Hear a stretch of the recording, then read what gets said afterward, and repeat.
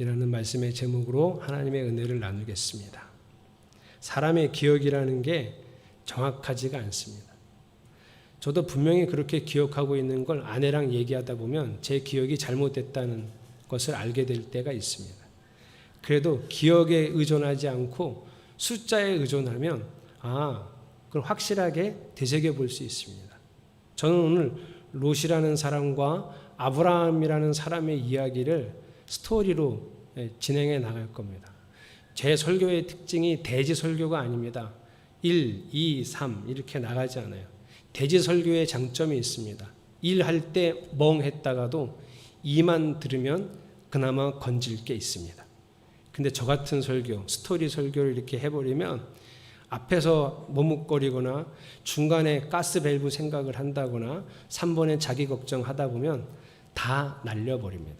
그런데 오늘 설교는 더 그렇습니다. 이렇게 미리 말씀드리는 건 이 스토리를 처음부터 끝까지 잘 집중하셔야 된다는 얘기입니다. 롯은 24년 됐습니다. 숫자는 아주 명확합니다. 24년 전에 자기는 큰아버지 아브라함을 따라 하란을 떠나서 가나안 땅에까지 왔습니다. 말이 큰 아버지였지. 아브라함은 자기에게 아버지 그 자체였습니다. 어렸을 때 아버지를 잃고 늘 큰아버지를 따라다녔습니다. 하란에서는 할아버지, 큰아버지 이렇게 같이 살았었는데 하란에 할아버지를 두고 큰아버지를 따라 가나안 땅까지 온 것은 이제 큰아버지가 아니라 롯에게는 아버지 그 자체였기 때문입니다. 하란을 떠나면서도 아버지에게 하란에 왜 가요? 하란을 왜 떠나고 가나안 땅에 왜 가요? 라고 물어보지 않았습니다.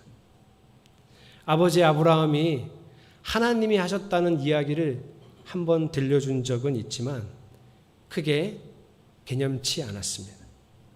하나님의 말씀, 하나님의 부르심 이런 거 나하고는 관계없었습니다. 그저 아브라함이 가니까 아버지가 가니까 따라 나선 것일 뿐입니다. 아버지 옆에 있는 게 가장 안전하고 좋았으니까. 그래서 그냥 아버지를 따라서 여기까지 온 거예요. 24년 전 그렇게 아버지를 따라왔던 롯은 지금 세상에서 가장 비참한 모습을 하고 산속 동굴에 숨어 있습니다. 어제 숨가쁜 밤을 보내고 불구덩이처럼 움푹 패인 삶의 터전이었던 소돔을 그 산에서 내려다보고 있습니다. 자기 고향이 지옥불로 변하는 것을 돌이켜보던 아내는 이미 굳어 죽어버렸습니다.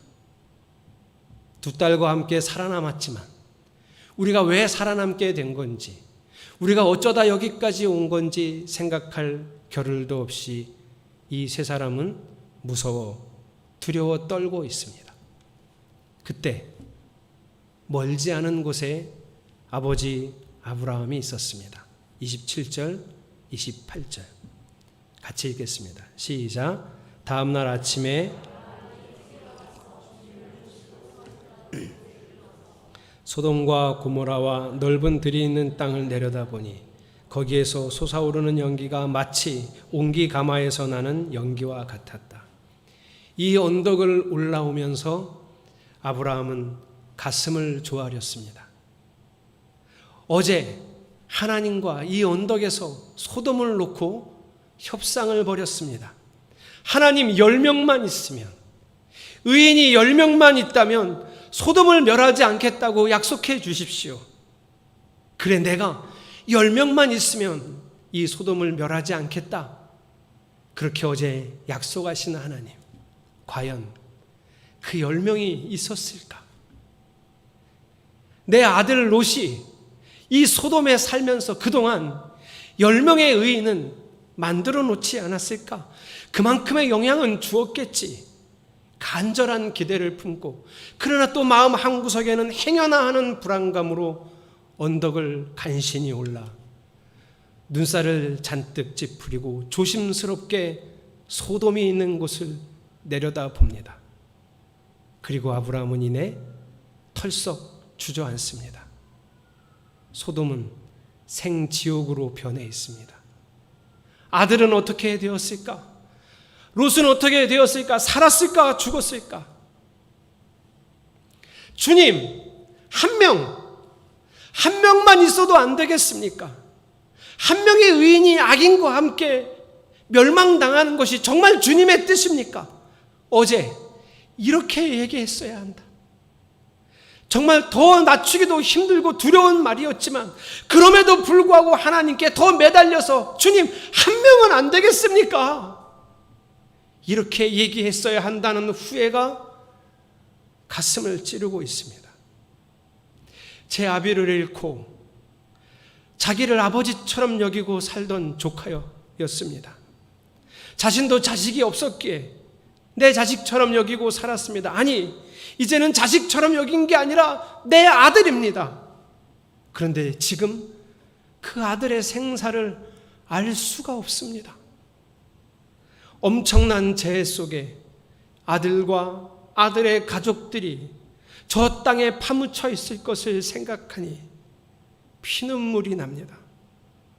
아브라함이 그 언덕에서 흘렸을 눈물을 여러분 생각해 보세요.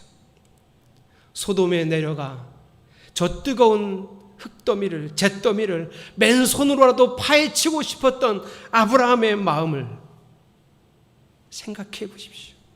여러분이 그 아브라함의 마음을 조금이라도 추측할 수 있도록 아주 비극적인 영상을 오늘 여러분에게 보여드리겠습니다.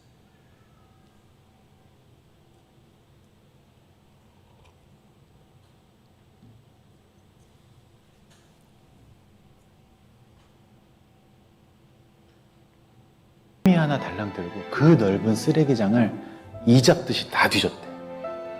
찾지 못한 31분의 가족들의 마음은 어떤 것이었을까?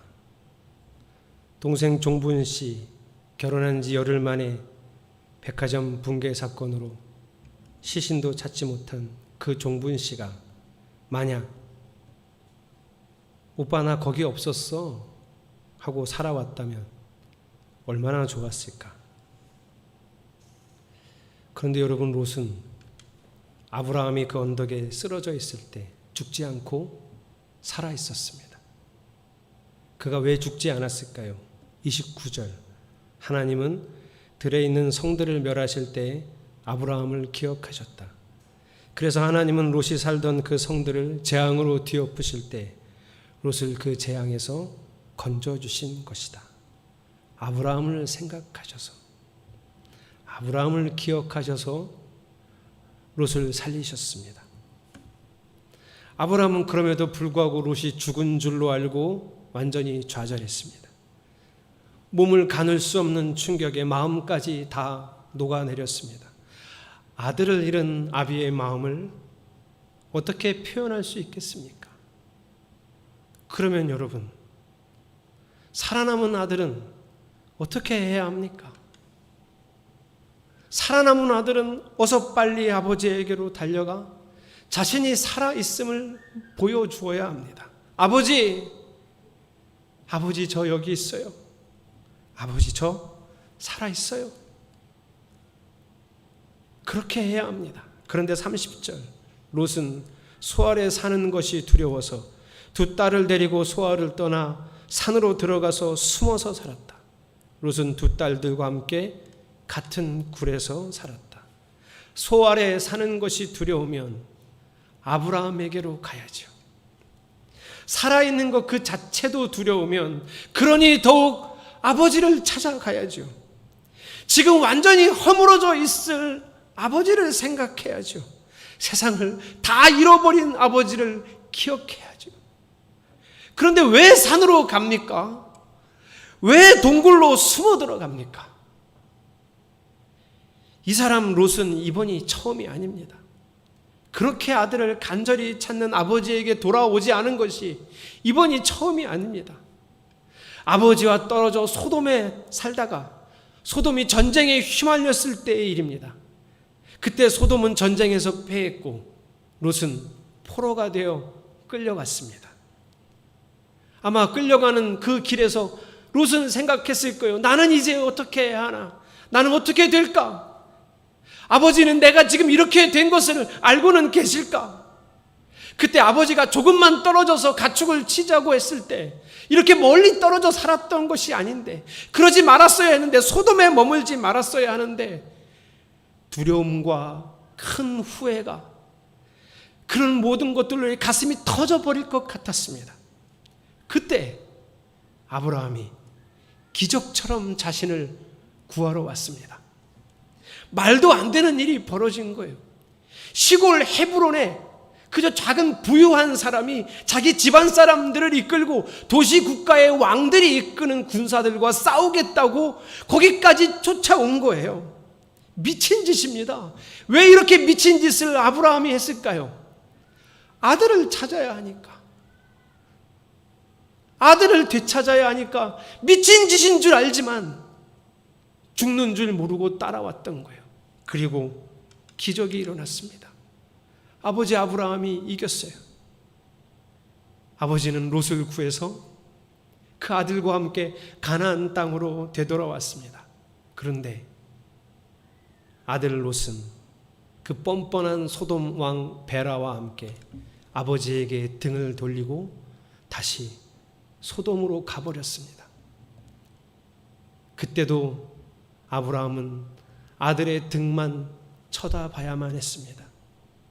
그래도 마음으로는 그래도 살려냈으니, 이렇게 살아있으니 그것만이라도 다행이다 생각하면서 아들의 등을 보며 떠나 보냈었습니다. 그때도 그렇게 아버지의 마음을 헤아리지 못했던 롯은 지금은 자신도 두 딸의 아버지가 되어 있으면서도 아브라함 아버지의 마음을 헤아리지 못하고 저렇게 산으로 굴로 숨어 들어가 버렸어요. 저는 일주일 동안 많은 생각을 했습니다. 왜 롯은 아브라함에게로 돌아가지 않았을까? 자신을 애타게 찾고 있는 아브라함 아버지에게로 그는 왜 돌아가지 않는 걸까? 그 모습이 너무 원망스러웠어요. 그리고 그 롯의 모습에게서 나와 여러분의 모습을 보게 됩니다. 지금으로부터 약 2000년 전, 사탄도 예상하지 못했던 대반전의 역사가 일어납니다. 모든 것을 꿰뚫어 보던 사탄도 짐작하지도 못했던 한 사건, 바로 하나님의 아들, 하나뿐인 아들 예수 그리스도가 하나님의 가장 맹렬한 진노를 그 십자가에서 감당하는 사건이었습니다. 예수님 이전, 그러니까 구약 시대의 사람들은, 성도들도 이스라엘 유태인들도 천사도 심지어 사탄까지도 하나님의 참 속성을 잘 알지 못했습니다. 이 속성을 알았던 몇몇 예언자들이 있지만 그 중에 예레미야가 있습니다. 예레미야는 처참하게 무너지고 폐허가 된 조국 남유다를 바라보면서, 바벨론에게 멸망한 자신의 조국을 바라보면서 이렇게 탄식했습니다. 예레미야애가 3장 33절. 우리를 괴롭히거나 근심하게 하는 것은 그분의 본심이 아니다. 예레미야는 울면서 말했던 거예요. 완전히 좌절하고 낭망스럽지만 유태인들에게 이것은 하나님의 본심이 아니다. 하나님의 본심은 사랑이다. 이 얘기를 하고 싶었던 거예요. 여러분, 구약 성경에 등장하는 하나님을 떠올려 보십시오. 전쟁의 하나님입니다. 홍수로 온 인류를 멸망시킬 만큼 공의의 하나님, 진노의 하나님, 불같은 분노를 드러내시는 하나님. 이렇게 무서운 공의의 하나님에 대해서만 사람들이 알고 있었고, 천사도 그렇게 이해했고, 사탄도 그 하나님에 대해서만 경계했습니다. 그러하기에 하나님께서 이렇게 하찮은, 이렇게 보잘것없는 사람들을 위해서, 그 사람들을 이렇게나 사랑하셔서 엄청나고 맹렬한 진노와 경노를 자기 아들에게 쏟아부을 것이라고는 사탄도 상상조차 하지 못했어요.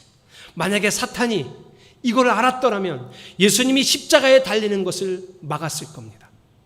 그러나 사탄은 예수님이 세우시겠다는 메시아의 왕국, 하나님 나라 건설을 방해했어요. 그 건설을 방해하다가 결국은 예수를 십자가에 못 박게 했습니다. 메시아의 왕국의 수립을 막아버린 거지요. 그런데 그날 예수님은 사탄의 뒤통수를 치고 그 십자가에서 하나님의 공의의 불길, 그 진노의 불길보다 더 큰 불길로 우리를 사랑하고 있음을 온 우주에 공포하신 거예요. 커밍아웃 하신 거예요. 예레미야가 무너진 남유다를 바라보면서 슬피 울며 그렇게 말하고 싶었던 하나님의 본심, 사랑. 이처럼 세상을 사랑하신 우리 예수님께서, 이처럼 우리를 사랑하신 우리 예수님께서 그 뜨거운 불같은 사랑으로 우리를 다스리려고 저와 여러분 안에 오셨습니다. 죄의 종에 불과했지요. 약하기만 한 게 아니라 악했습니다. 이렇게 비천할 수 없었던 우리들에게 나를 왕으로만 받아들인다면, 종도 아니고 백성도 아니고 자녀가 되는 권세를 주시겠다고 요한복음 1장 12절에서는 약속을 하셨지요. 그런데 지금 우리가 아버지의 사랑을 기억하지 못하고 산으로 도망합니다. 하나님의 본심을 알지 못하고 굴로 숨어 들어갑니다. 저는 지금 여러분에게 예수님을 믿으라고 말하는 것이 아닙니다. 이제 더 이상 망설이지 말고 주저하지 말고 그분을 당신의 왕으로 받아들이라고 말하고 있습니다. 저는 지금 여러분에게 예수님이 죽으신 십자가를 믿으면, 그것이 나를 위한 것이었음을 믿으면 구원을 얻는다고 말하는 것이 아닙니다. 예수님의 부활을 믿으면 나도 영원한 생명을 얻는다는 것을 말하고자 하는 게 아닙니다. 두 천사의 말을 듣고도 소돔성에 미련이 남아 꾸물거리던 롯처럼 그렇게 꾸물거리지 말고, 너무 무서워서 더 이상 도망을 못 가겠어요, 저 작은 성에라도 숨게 해주세요, 그렇게 칭얼거리던 롯처럼 우리의 삶의 어려움 때문에, 좌절 때문에 칭얼거리지 말고 지금 당장 예수님을 당신의 인생의 왕으로 받아들이라고 말하고 있습니다.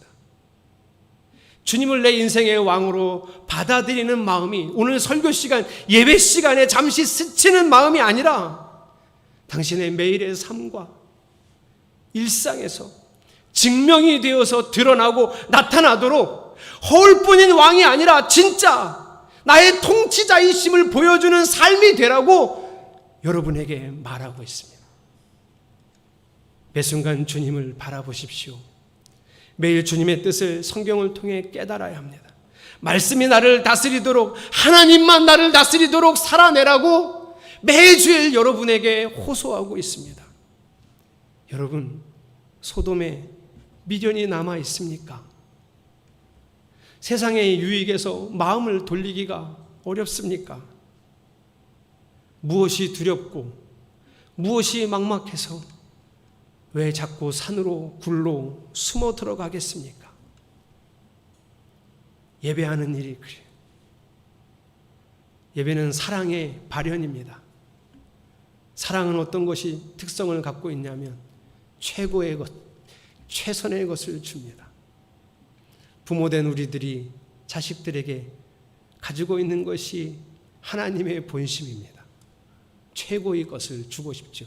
능력이 안 돼서 최고를 주지 못하고, 다 할 수 없어서 최선을 주지 못하지만 마음은, 그래서 결국은 우리가 알 수 있는 최선의 것으로, 최고의 것으로 자녀들에게 나누고 있습니다.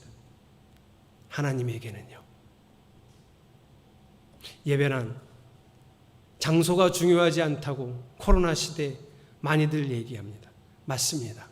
하나님은 영이시니 예배하는 자가 영과 진리로 예배하면 됩니다.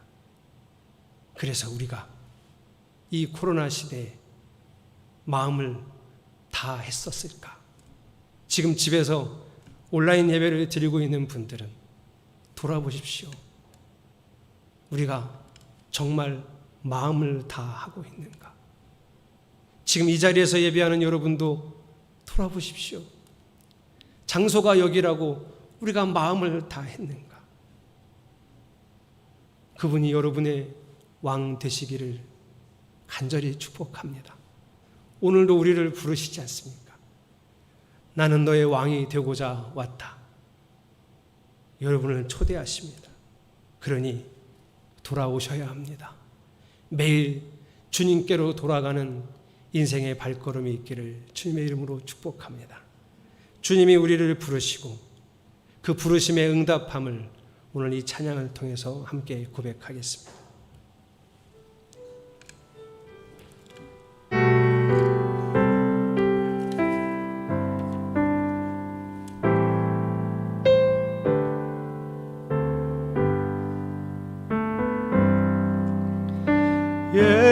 예수가 우리를 부르는 소리 금성 부드러워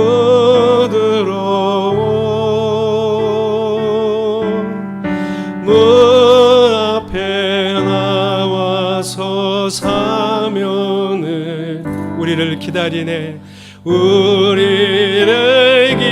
우리를 기다리시는 주님의 모습을 기억합시다. 문 앞에 나와서 사면을 보며 문 앞에 나와서 사면을 보며 우리를 기다리네. 오라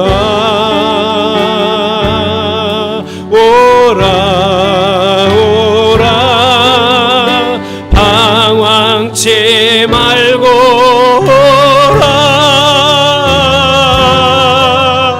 죄 있는 자들아 이리로 오라.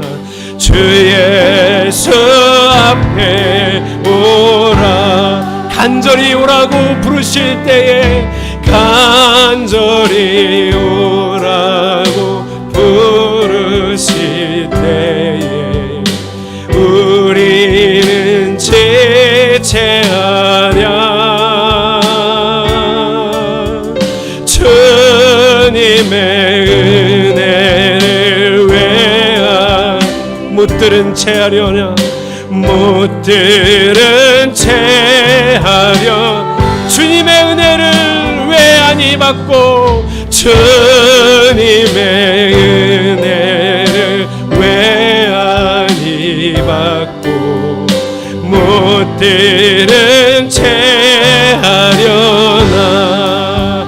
오라 오라 오라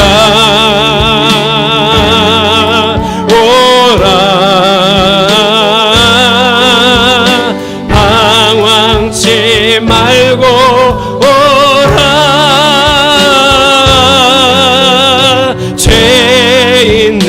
자들아 이리로 오라. 주 예수 앞에 오라. 오라 오라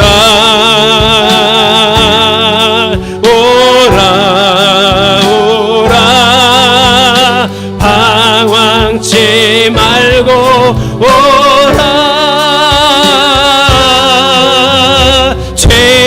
있는 자들아 이리로 오라. 주 예수 하나님의 부르심에 우리 응답하고 대답합시다. 하나님께로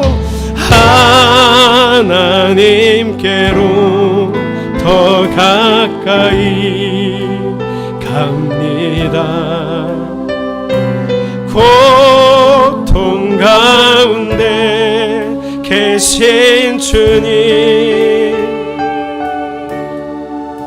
변함없는 주님의 크신 사랑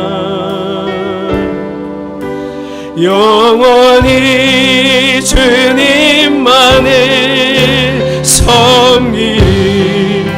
하나님께로 더 가까이 갑니다. 하나님께로 더 가까이 갑니다. 고통 가운데 계신 주님, 변함없는 주님의 그 세상, 주님은 내 삶의 왕이십니다. 영원히 주님만을 섬기. 더 대답합시다. 하나님께로 더 가까이, 하나님께로 더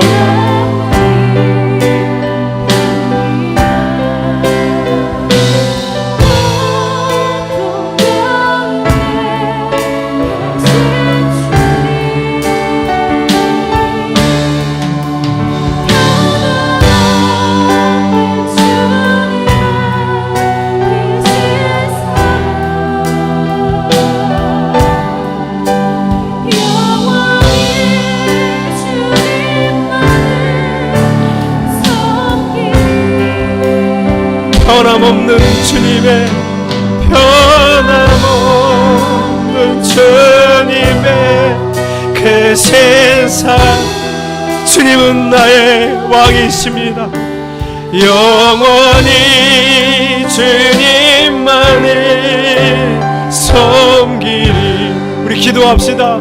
하나님 부르심에 응답합시다. 할렐루야. 주님 우리를 부르십니다. 주님 우리를 부르셨습니다. 주님 우리의 왕이 되시려고 여기 오셨는데 우리가 주님을 외면합니까? 우리는 주님을 믿기만 하려고 하고 우리의 삶의 왕으로 모시지 않고 있습니다. 우리는 주님을 구세주로만 믿으려고 하고 우리의 왕으로 받아들이지 않습니다.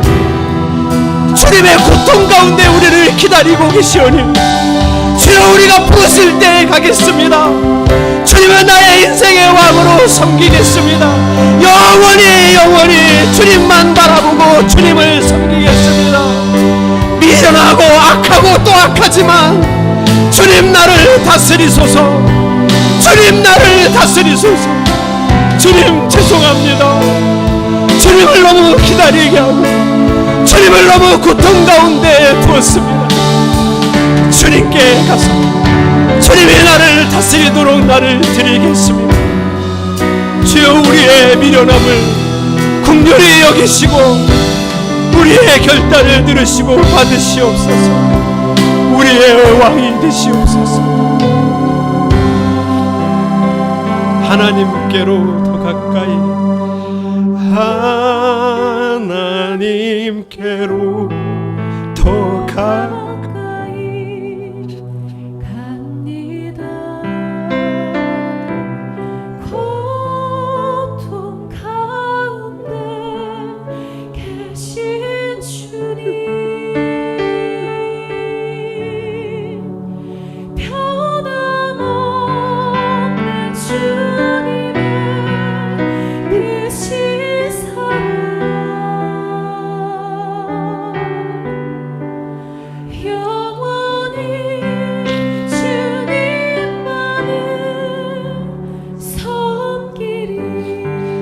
변함없는 주님의 크신 사랑, 변함없는 주님의 크신 사랑, 영원히 주님만을 섬기리. 주여 우리의 왕이 되시옵소서. 주여 주님을 구세주로 믿기만 하겠다는 과거의 신앙에 묶여 살지 않겠습니다.